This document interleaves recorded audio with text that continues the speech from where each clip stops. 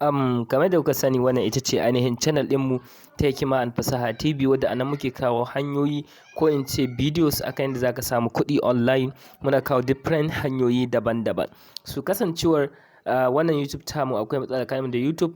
Na yi muku bidiyo akan cewa sabuwar channel da na buɗe wadda za mu ci gaba da kawo videos akan ta, wadda ina buƙatar da Allah a je a yi subscribing a wannan channel, domin ta nan ne za mu riƙa kawo videos namu insha Allahu daga wannan lokacin.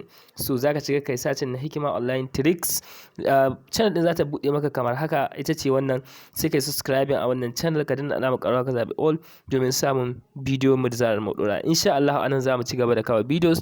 Saboda haka wanda ya subscribing ba ya yi subscribing domin samun bidiyoyinmu, domin kowa ƙila za mu ɗauki kusan wata 1, 2 zuwa 3 ba mu kawo videos ba akan Hikima&fasaha TV.